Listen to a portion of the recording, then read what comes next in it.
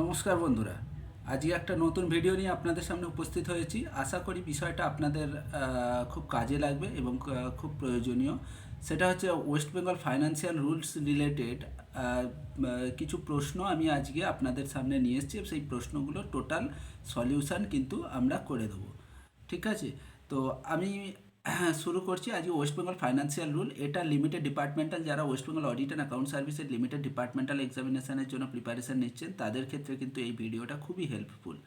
এছাড়াও any kind of গভর্নমেন্টের যে সমস্ত ডিপার্টমেন্টাল এক্সামিনেশনগুলো আছে, অ্যাসিস্ট্যান্ট ইঞ্জিনিয়ার এবং অন্যান্য যাদের, হ্যাঁ, সেখানেও কিন্তু যেখানে ওয়েস্ট বেঙ্গল ফাইন্যান্সিয়াল রুল আছে সেখানে কিন্তু এই ভিডিওটা কিন্তু খুবই খুবই প্রয়োজনীয় তাদের ক্ষেত্রে। তো আমি আজকে স্টার্ট করছি আজকের ভিডিও। তো ভিডিও শুরু করার পূর্বে আপনাদের কাছে আমার রিকোয়েস্ট, যদি আমার এই ভিডিওটা আপনাদের ভালো লেগে থাকে তো প্লিজ আমার চ্যানেলটা শেয়ার অ্যান্ড সাবস্ক্রাইব করবেন এবং একটা লাইক দিয়ে যাবেন। ঠিক আছে, তো শুরু করছি। আজকে আপনারা দেখতেই পাচ্ছেন West Bengal financial rules related কিছু ডিপার্টমেন্টাল কিছু এক্সামিনেশানের কিছু আমি প্রশ্ন অলরেডি দিয়েছি। আপনারা সেটা একটু দেখুন কি কি প্রশ্ন আছে। ফিউ সিলেক্টেড কোশ্চেন্সের মধ্যে সবার প্রথম আছে financial statement. What is the financial statements? Number 2, procedure in respect of passing of budget, budget কীভাবে পাস হয় সেটা। Number 3, appropriation bill. Number 4, how the budget estimate is prepared. Budget estimate কিভাবে তৈরি করা হয়। Number 5, points to be observed at the time of the transferring charges between two government officers. যখন দুজন government অফিসার্সের মধ্যে ট্রান্সফার হয় তখন তাদের মধ্যে যখন হয় আর কি, তাদের মধ্যে যখন চার্জেস দেয়া নেওয়া হয় তখন কি কি বিষয়গুলো অবজার্ভ করা হবে বা কী কী বিষয়গুলো আমরা ফলো করব।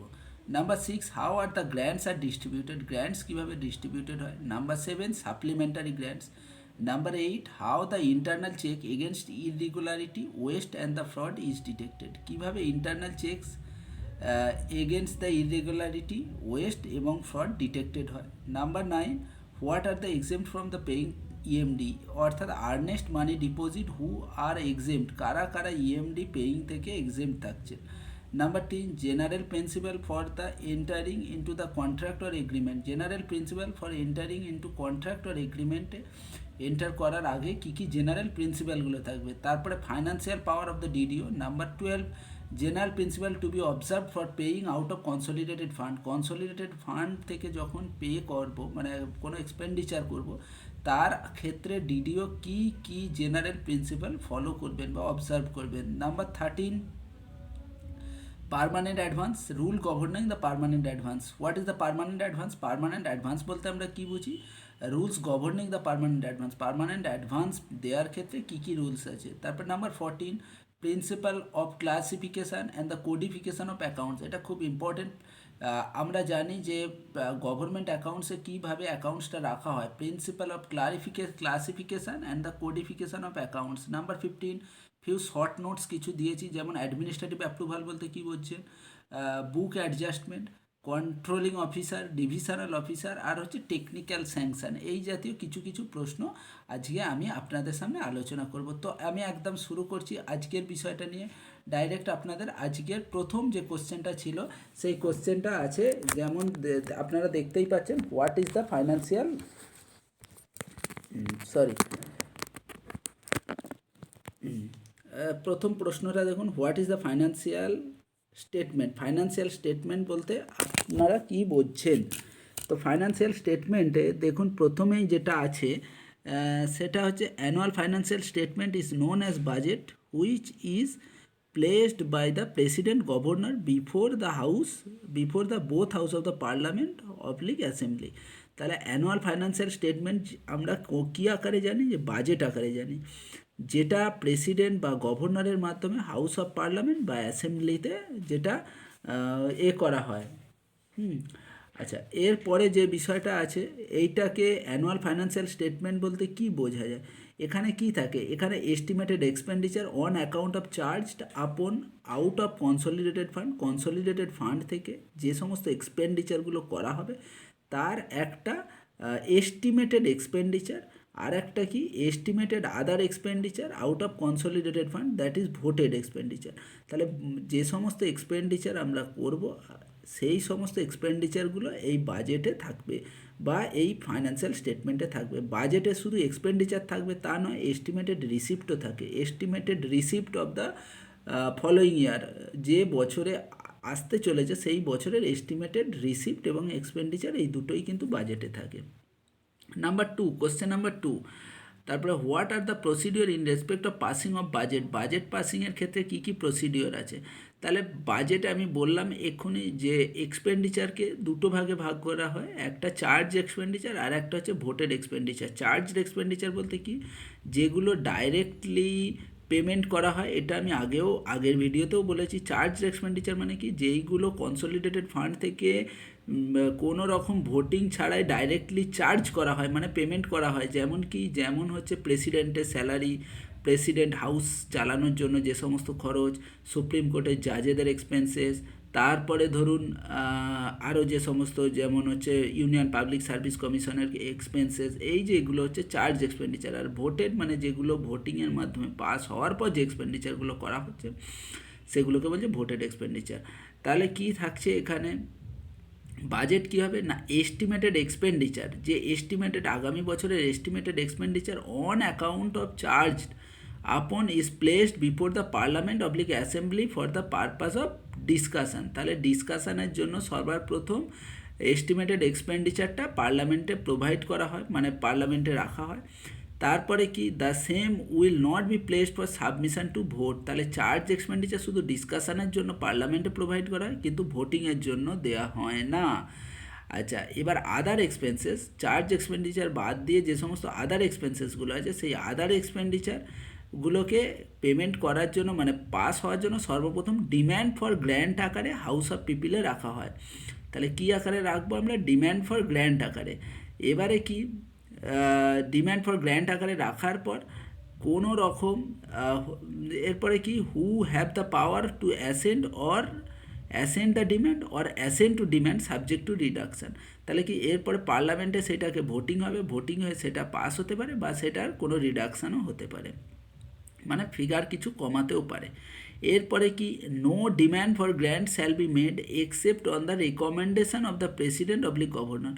তাহলে কোনো রকম ডিম্যান্ড ফর গ্র্যান্ট করা যাবে না recommendation of the president oblique governor. President বা গভর্নরের কোনো রকম কোনো রেকমেন্ডেশন ছাড়া কোনো ডিম্যান্ড ফর গ্র্যান্ট কিন্তু প্রোভাইড করা যাবে না। ঠিক আছে, এটা rule number 329 to 331 West Bengal financial rule volume 1 অনুসারে কিন্তু পরিষ্কার বলছে। এরপরে যে বিষয়টা নিয়ে আসছি সেটা হচ্ছে what is the appropriation bill. Appropriation bill বলতে কি, ধরুন এই যে ডিম্যান্ড ফর গ্র্যান্টটা আমরা হাউস অফ পিপলে দিলাম, এইটা কী হয়ে গেল, পাস হয়ে গেল। এইটা পাস হয়ে যাওয়ার পরেই appropriation bill is introduced on account of making expenditure out of consolidated fund. তাহলে কি, এবার কনসলিডেটেড ফান্ড থেকে যে খরচটা করব, মানে ডিম্যান্ড ফর গ্র্যান্ট পাস হওয়ার পর কিন্তু সেটাকেই আমরা অ্যাপ্রোপ্রিয়েশন বিল বলে আমরা কিন্তু করব। ঠিক আছে, until and unless appropriation bill is passed by the parliament, যতক্ষণ না অ্যাপ্রোপ্রিয়েশন বিল পার্লামেন্টে পাস হবে, government is not authorize to make any expenditure from 1 April. তাহলে 1 এপ্রিল থেকে গভর্নমেন্ট কিন্তু কোনো রকম কোনো এক্সপেন্ডিচার করতে পারবে না। ঠিক আছে, এটাই হচ্ছে অ্যাপ্রোপ্রিয়েশন বিল। এরপরে যে বিষয়টা ছিল সেটা হচ্ছে how is the revised budget estimate prepared. আমরা জানি যে বাজেটে যে এস্টিমেট থাকবে সেটাকে কিভাবে প্রিপেয়ার করা হয়। বাজেট এস্টিমেট প্রিপেয়ার করার জন্য সর্বপ্রথম the purpose of preparation of budget in the following, এইভাবে সর্বপ্রথম কি করবে না, review the final position of the preceding year, আগের বছরের টোটাল ফাইনালি কত টাকা ইনকাম হয়েছে বা কত টাকা এক্সপেন্ডিচার হয়েছে সেটা রিভিউ করা। তারপরে position of the actual receipt and expenditure of the current year, এই বছরের position of actual receipt and expenditure, এই বছরের অ্যাকচুয়াল এক্সপেন্ডিচার কত হয়েছে সেইটা দেখা। এরপরে কি থাকে, এরপরে estimate receipt and expenditure of the coming ইয়ার, যে বছরটা আসছে সেই কামিং ইয়ারের এস্টিমেট রিসিপ্ট অ্যান্ড এক্সপেন্ডিচার আমরা হচ্ছে করব। তারপরে estimated expenditure under charge head and voted head is to be shown separately. তারপরে এস্টিমেটেড এক্সপেন্ডিচার যেটা চার্জ হেড এবং ভোটেড হেড সেটাকে আলাদা আলাদাভাবে দেখাতে হবে। তারপরে কি করতে হবে না, departmental estimate of the revenue and the expenditure in the 2 part, যে রেভিনিউ এক্সপেন্ডিচারটা থাকে সেটা revenue and the ordinary expenditure, আর একটা হচ্ছে নিউ এক্সপেন্ডিচার। যেটা অর্ডিনারি এক্সপেন্ডিচার মানে বুঝতেই পারছেন যেটা প্রত্যেক বছর রেভিনিউ, আর নিউ এক্সপেন্ডিচার মানে যেটা নতুন করে করতে হবে। ঠিক আছে, এই ছিল মোটামুটি প্রশ্ন। এর পরের যে বিষয় যে প্রশ্নটা আছে আমি দেখিয়েছি, তার মধ্যে এই প্রশ্নটা আসছে, how is the grant distributed, grant কীভাবে ডিস্ট্রিবিউটেড করা হয়। এবার গ্র্যান্ট কীভাবে ডিস্ট্রিবিউটেড করা হয়, সর্বপ্রথম grant for appropriation in state assembly or the parliament pass হয়ে যাওয়ার পর, যে গ্র্যান্ট বিলটা অ্যাসেম্বলিতে বা পার্লামেন্টে, সেন্ট্রালের ক্ষেত্রে পার্লামেন্ট, স্টেটের ক্ষেত্রে স্টেট অ্যাসেম্বলিতে পাস হয়ে যাওয়ার পর ফাইন্যান্স ডিপার্টমেন্ট কী করবে, সেই ডিপার্টমেন্ট, ধরুন কোনো একটা ডিপার্টমেন্টের জন্য, ধরুন পঞ্চায়েত দপ্তরের জন্য এই গ্র্যান্টটা, তাহলে পঞ্চায়েত দপ্তরের সঙ্গে ফাইন্যান্স ডিপার্টমেন্ট কথা বলবে।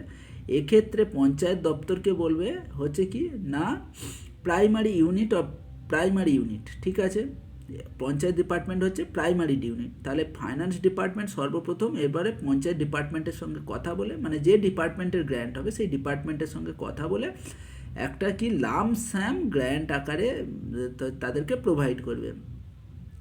তারপরে কী হবে, the duty of concern department, এবার ধরুন ওটা যদি পঞ্চায়েত দপ্তর হয় তাহলে ওই পঞ্চায়েত দপ্তরের কর্তব্য হবে two distribute the shed grant, ওই যে গ্র্যান্টটাকে ডিস্ট্রিবিউট করে দেওয়া among the controlling officer or disbursing officer. তাহলে পঞ্চায়েত দপ্তর থেকে ওটা ডিসবার্সিং অফিসারের মধ্যে ওটাকে ডিস্ট্রিবিউট করা হবে। এইটাকে আমরা বলবো সেকেন্ডারি ইউনিট বা সেকেন্ডারি আমাদের ইউনিট। এরপরে যেটা থাকবে, then the controlling officer may allot the fund to the subordinate officer according to their requirements for the purpose of control of expenditure. এরপরে কী হবে না, কন্ট্রোলিং অফিসারদের মধ্যে ওটা কী হয়ে গেল, ভাগ হয়ে গেল। এবার কন্ট্রোলিং অফিসার সেই ফান্ডটা তাদের সাবঅর্ডিনেট অফিসারদের মধ্যে ভাগ করে দেবে তাদের এক্সপেন্ডিচার অ্যাক্ট অনুসারে। কোন অনুসারে না, rule number 373 to 375 West Bengal financial rule volume 1 অনুসারে। এরপরে যে বিষয়টা ছিল সেটা হচ্ছে what is the supplementary grant. তাহলে সাপ্লিমেন্টারি গ্র্যান্ট বলতে কী বলছে না, যখন বাজেট প্রভিশন সাফিসিয়েন্ট নয়, ধরুন কোনো একটা ক্ষেত্রে বাজেট প্রভিশনে 1 কোটি টাকা দেওয়া হলো, যেটা সাফিসিয়েন্ট হলো না, is not sufficient to meet the requirement of the current financial year, এই ফাইন্যান্সিয়াল ইয়ারে যে খরচটা সেটা মিট করতে সেটা সাফিসিয়েন্ট নয়। Parliamentary grant is introduced like budget to the house of the people, তখন হচ্ছে একটা সাপ্লিমেন্টারি গ্র্যান্ট কী করা হয় না, ইন্ট্রোডিউস করা হয় বাজেটের মতো। ঠিক আছে, লোকসভায় বা আমাদের রাজ্যের ক্ষেত্রে স্টেট অ্যাসেম্বলিতে কিন্তু একটা নতুন করে বিল মানে হচ্ছে এক্সেস যে গ্র্যান্টটা সেটা দেওয়ার জন্য সেটাকে আমরা বলবো সাপ্লিমেন্টারি গ্র্যান্ট। এটা rule number 364 West Bengal financial rule volume 1 অনুসারে। এরপরে যে প্রশ্নটা ছিল what is vote on account. Vote on account বলতে কি, যখন ধরুন পার্লামেন্টে বাজেট পাস হলো না, তাহলে কি normal procedure pending normal procedure of passing budget and appropriation bill by the house of people in time. তাহলে কি যখন নর্মাল পেন্ডিং প্রসিডিওর থাকে, ধরুন বাজেটটা পাস হয়ে যাওয়ার পরেও অ্যাপ্রোপ্রিয়েশন বিল যখন পার্লামেন্টে প্রডিউস করা গেল না, তখন কি, তখন আর 1 এপ্রিল থেকে তো সরকার আর খরচ করতে পারবে না। তো সরকার যাতে করে খরচ করতে পারে, parliament has the power to authorize by law to withdraw money from the consolidated fund of India for the period within which the appropriation bill is passed. তাহলে কি অ্যাপ্রোপ্রিয়েশন বিল যখন পাস হলো না, তখন পার্লামেন্টের হাতে ক্ষমতা থাকে, কি ক্ষমতা না, নিজেরা আইন করে হচ্ছে কি করবে না, কিছু টাকা ওখান থেকে কনসলিডেটেড ফান্ড থেকে নিজেরা খরচ করতে পারে 1 এপ্রিল থেকে। এটাকে বলা হয় ভোট অন অ্যাকাউন্ট। ঠিক আছে, এরপরে যে বিষয়টা আসছি, যে প্রশ্নগুলো আমি দিয়েছিলাম, এর পরের যে প্রশ্নটা আছে সেই প্রশ্নটা আমি একদম আপনাদের কাছে আসছি, যে how the normal check against irregularity waste and the fraud conducted. কী করে internal check against irregularity waste এবং ফ্রডের ক্ষেত্রে আপনারা ডিটেক্ট করবেন। তাহলে কি, প্রত্যেকটা অফিসার তার ডিউটি যখন ডিসচার্জ করবে, ধরুন কোনো একজন অফিসার তার ডিউটি ডিসচার্জ করবে, সে ডিউটি ডিসচার্জ করতে তার নর্মাল প্রুডেন্স অর্থাৎ তার নর্মাল নিজের যে অভিজ্ঞতা সেই অভিজ্ঞতা দিয়ে কাজ করবে, এবং এবং কি বলছে সিস্টেমেটিক ইন্টারনাল চেক, যে সমস্ত সিস্টেমেটিক ইন্টারনাল চেকস আছে calculated to prevent and detect error in irregularities in the financial proceeding of the subordinate officer and to guard again waste and the loss of public money and the store, but also that the prescribed checks and effectively applied. এবং সে আরও দেখবে যাতে করে যে সমস্ত পদ্ধতিগুলো আছে সেগুলো ঠিকঠাকভাবে যেন কারেক্টলি মানে হচ্ছে ঠিকঠাকভাবে সেটা এফেক্টেড হয়েছে, অ্যাপ্লাইড হয়েছে। আচ্ছা, এরপরে যে প্রশ্নটা ছিল সেই প্রশ্নটা হচ্ছে আমাদের ইএমডি অর্থাৎ আর্নেস্ট মানি ডিপোজিট। আগেই বলেছি কোনো কিছু কেউ টেন্ডারে পার্টিসিপেট করতে গেলে কিন্তু ইএমডি তাকে আর্নেস্ট মানি একটা জমা রাখতে হয় গভর্নমেন্টের কাছে। এবার কারা কারা সেই ইএমডি থেকে অ্যালাউ মানে হচ্ছে এক্সেমটেড, মানে কারা কারা সেই ইএমডি দিয়েবে না, তা কারা কারা? নাম্বার 1, এক হচ্ছে supplier registered with the director general of supplies and the disposal and the small scale unit registered with the directorate of cottage. তাহলে কি সাপ্লায়ার রেজিস্টার্ড যারা ডাইরেক্টর জেনারেল অফ সাপ্লাইয়ের আন্ডারে যারা রেজিস্টার্ড তারা কেউ হচ্ছে ইএমডি দেবে না। তারপরে কি? তারপরে হচ্ছে যারা directorate of cottage and small scale ইন্ডাস্ট্রির আন্ডারে রেজিস্টার্ড তারাও হচ্ছে কেউ ইএমডি কিন্তু দেবে না, ঠিক আছে। এরপরে the rehabilitation industries corporation limited shall be exempted from the payment of earnest money. তাহলে রিহ্যাবিলিটেশন ইন্ডাস্ট্রিজ কর্পোরেশন লিমিটেডও কোনো ইএমডি দেবে না। তারপরে কি? The light house of the blind a society registered under the societies registration act 1860। তাহলে যারা কি blind এবং সোসাইটি, যারা সোসাইটি রেজিস্ট্রেশন অ্যাক্ট 1860 অনুযায়ী রেজিস্টার্ড তারা হচ্ছে কিন্তু কোনো রকম ইএমডি দেবে না। যাদের অফিসটা কিন্তু কোথায়? 6 নম্বর ওল্ড পোস্ট অফিস, ক্যালকাটা 1-এ যাদের অফিস।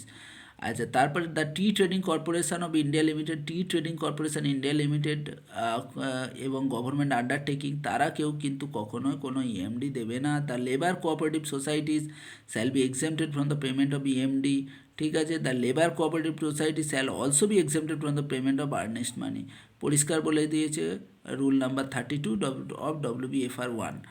আচ্ছা, এরপরে যেটা আছে সেটা হচ্ছে পারচেজ রুল। আমি পারচেজ রুলের যে প্রশ্নটা এক্ষুনি আপনাদের দেখালাম, what are the general principal to be observe to enter into the contract or agreement. Contract বা এগ্রিমেন্টের ক্ষেত্রে জেনারেল প্রিন্সিপাল কী কী অবজার্ভ করাতে হবে না? Rule number 47 of the West Bengal financial rule, আমাদের 47 নম্বর West Bengal financial rule volume 1-এর যেটা আমাদের পারচেসিং পলিসির জিওটা ছিল, সেই পারচেস পলিসি যেটা 9600 এফ 91 সালের জিও ছিল, সেইটাকে পরবর্তীকালে 10500 এফ করে 2004-এ এই জিওটা কিন্তু হয়েছে।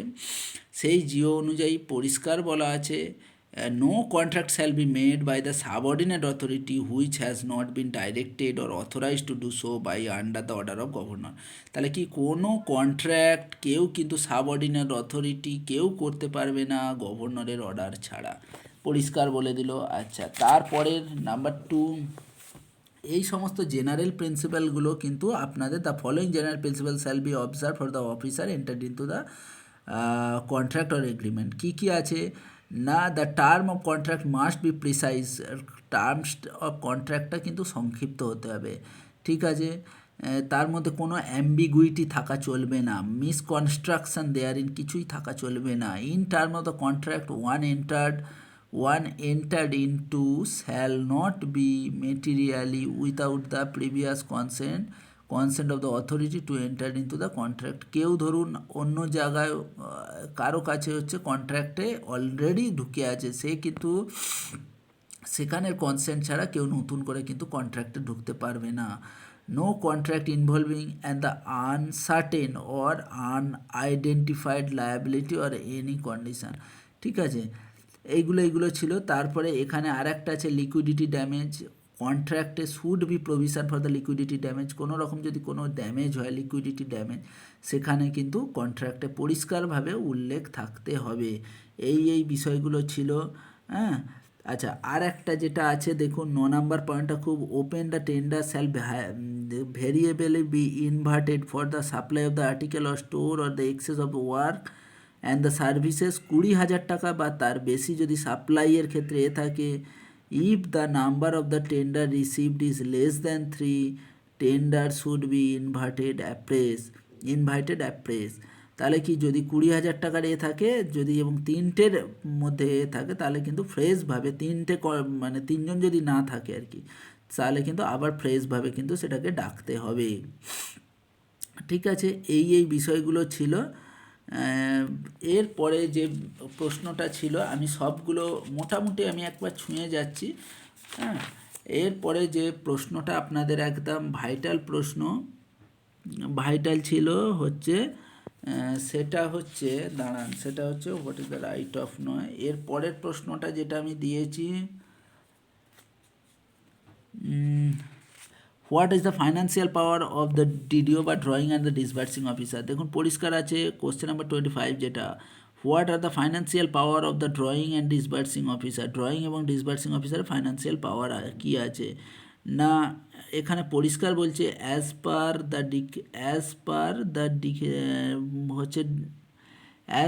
the delegation of the financial power rule, financial power has been vested to the head of the office, district office, and the head of the department and commissioner or secretary. তাহলে কি financial পাওয়ার কার কার মধ্যে vested আছে, পরিষ্কার বলে দিল, সেটা head of the office, district office collector, আর head of the department and commissioner or secretary. আর but drawing officer is authorized to draw money subject to the authorization of the competent authorities mentioned above. তাহলে drawing officer যে DDO থাকবে সে কিন্তু টাকা তুলতে পারবে এই ওপরে যাদের যাদের নাম বললাম এদের কাছ থেকে কিন্তু অথরাইজেশন পাওয়ার পর। ঠিক আছে, DDO has the authorise by the government to make the following expenditure out of the previous sanction and the counter signature of any controlling officer. তাহলে DDO has been authorised by the government. তাহলে DDO নিচের খরচগুলো খরচা করতে পারে যদি তিনি sanction পান কারো থেকে, অর্থাৎ তার উপর মহল থেকে স্যাংশন পায়। কী খরচ করতে পারে, অফিস এক্সপেন্সেস অ্যান্ড মিসলেনিয়াস, যদি অফিসের বিভিন্ন এক্সপেন্সেস আছে, মিসলেনিয়াস এক্সপেন্সেস এইগুলো। তারপরে কি service postage and telegram charges এইগুলো, repairs of furniture, cost of remitting money, cost of remitting যদি মানি থাকে, তারপরে হট ওয়েদার চার্জেস, তারপরে charge of electric current and the light and the fans. তারপরে যেটা আছে funeral expenses add admissible in respect of the, যেটা আগের যে এক্সপেন্সেসগুলো ছিল সেইগুলো, who die while in service, যদি কেউ সার্ভিস অবস্থায় মারা যায় তার যে পোড়ানো এই সমস্ত যে খরচগুলো সেইগুলো ডিডিও করতে পারবে। ঠিক আছে, আচ্ছা, এরপরে যেটা আসছি সেটা হচ্ছে